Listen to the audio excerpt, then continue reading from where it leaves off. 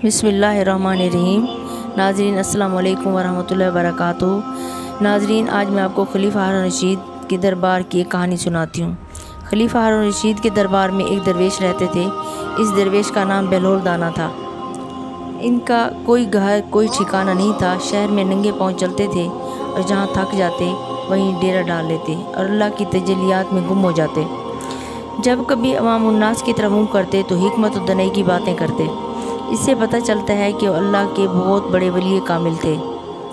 एक दिन बहलोल दाना दरिया के किनारे बैठे सैल की गीली मिट्टी जमा करके इसकी ढेलियाँ बना रहे थे। मलका ज़ुबैदा महल के झरोके से इनको ये काम करते हुए देख रही थी। अपने हाथ से मिट्टी के घर बनाते और ख़ुद ही इन्हें मस्मार कर देते। मलका ज़ुबैदा झरोके से उतरकर अपनी सहेलियों के साथ साहिल के किनारे पर आ गईं और बहलोल से पूछा, बहलोल क्या कर रहे हो? बहलोल ने अदाए बेनियाजी से कहा, मैं जन्नत के घर बना रहा हूँ। मलका ने कहा, क्या तुम महल फ़रोख्त करोगे? इसने कहा, क्यों नहीं, मैं बनाता भी हूँ और फ़रोख्त भी करता हूँ। मलका ने पूछा, इसकी कीमत क्या है? बहलोल ने जवाब दिया, 3 दिरहम। मलका ने उसी वक्त अपनी कनीज़ों को हुक्म दिया, बहलोल को 3 दिरहम अदा किए जाएँ, और अदा किए गए और मिट्टी का घर लेकर अपने पर्स में डाल दिया। मलका ने घर जाकर अपने शौहर खलीफा हारून रशीद को बताया कि इसने मजाक में टाल दिया। रात को खलीफा हारून रशीद जब सोए, उन्होंने जन्नत के मनाजिर देखे, आबशारें और फल फूल खूबसूरत महलात भी देखे। महल के बाहर उन्होंने मलका ज़ुबैदा का नाम लिखा हुआ देखा।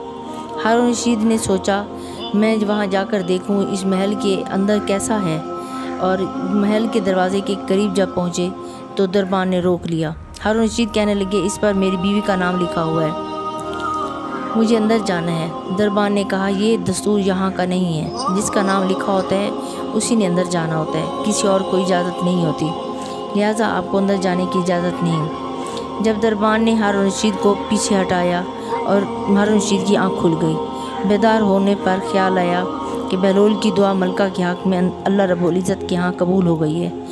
चुनाचे वो शाम को बहलोल को तलाश करते हुए इधर उधर देख रहे थे कि अचानक उन्होंने देखा कि बहलोल एक जगह बैठे मिट्टी के घर बना रहे थे। हारून रशीद ने कहा, बहलोल अस्सलाम वालेकुम। बहलोल ने जवाब दिया, वालेकुम अस्सलाम। हारून रशीद ने पूछा, क्या कर रहे हो बहलोल? बहलोल ने जवाब दिया, जन्नत के महल बना रहा हूँ। हारून रशीद ने पूछा, बेचोगे?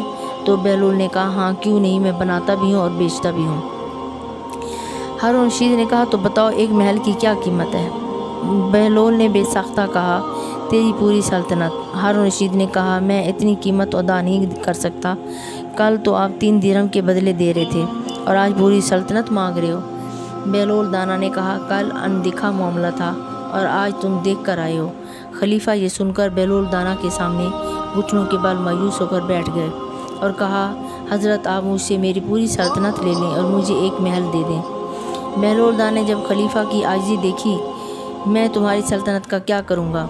इस दुनिया की मोहब्बत तो बहुत सी गुनाहों की जड़ है। जाओ अपनी सल्तनत अपने पास रखो, इस महल को भी तुम्हारे लिए 3 दिरहम में फ़रोख्त करता हूँ। एक दफ़ा कब्रिस्तान में देखा तो बहलोल मिट्टी में लोट पोट हो रहे थे।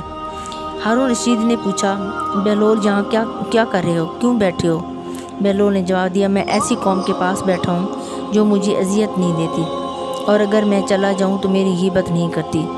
जाते जाते मेरी आपसे रिक्वेस्ट है कि मेरी वीडियो को लाइक ज़रूर करें और मेरे चैनल को सब्सक्राइब और शेयर भी ज़रूर कीजिएगा, ताकि और लोग भी मेरी इस कहानी से लुत्फ़ अंदोज़ हों। शुक्रिया।